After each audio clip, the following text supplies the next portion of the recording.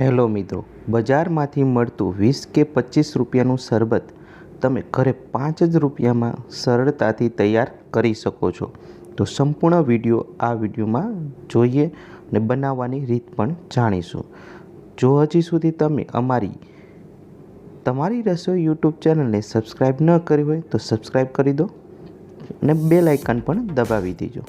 મિત્રો, સૌપ્રથમ લેવાનું છે આપણે 2 લીંબુનો રસ લેવાનો છે અને સાથે તમારે એ લીંબુનો રસ કઈ રીતના કાઢવો એની ટ્રીક પણ મેં આપેલી છે, જે વિડીયોની ડિસ્ક્રિપ્શનમાં છે.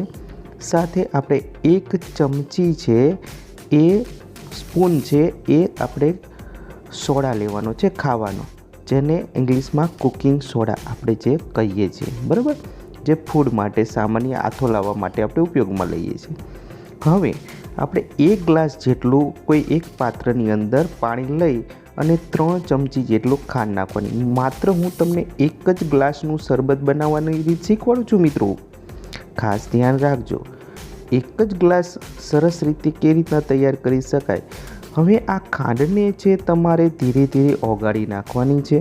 3 ચમચી છે એટલે કે 3 સ્પૂન છે આપણે સુગર લીધી હતી.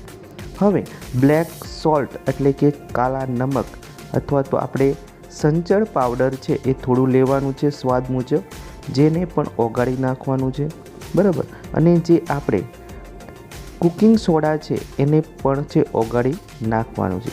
3 વ્યવસ્થિત રીતે સરસ રીતે ઓગળી જાય અને એનું જે છે એક પ્રવાહી તૈયાર થાય, ત્યારબાદ તેને એક આપણે છાણણી વડે ગળી લેવાનું છે. ગળી અને એ ગ્લાસમાં જે ગ્લાસમાં આપણે તૈયાર કરવાના છીએ એમાં જ આપણે ગળી લીધું છે. હવે 3 ચમચી છે એ આપણે સ્પૂન છે લીંબુનો રસ જ્યુસ છે એડ કરીશું. તમે જોઈ શકો બબલ આવી ગયા છે, એટલે કે આપણી જે વાનગી છે કમ્પ્લીટ તૈયાર થાય છે. અને આપણે તેમાં આઈસ ક્યુબ છે 2 થી 3 નાખીશું ઠંડક માટે, અને એકદમ જે પ્રવાહી છે એ ઠંડુ થઈ જશે. અને આ લીંબુનું શરબત છે મિત્રો બજારથી પણ ખૂબ સારું બનવાનું છે. તમે ઘરે અચૂક ટ્રાય કરજો. તમારું આ લીંબુનું શરબત છે તમારે 20 કે 25 રૂપિયાનો જે ગ્લાસ મળતો હોય એ 5 જ રૂપિયામાં ઘરે તમે સરસ રીતે તૈયાર કરી શકો. મિત્રો, તેને આપણે સજાવી પણ લીધું છે. તમે ધાણા જીરું પાવડર પણ પાછળથી તમે એડ કરી શકો છો, જે તમને સ્વાદ મુજબ જે સારું લાગે તેમ કરી શકો, બરાબર. પણ ખૂબ જ પરફેક્ટ એનો સ્વાદ આવે છે મિત્રો. એટલે આપણે તૈયાર કરી લીધું છે, આપ જોઈ શકો છો.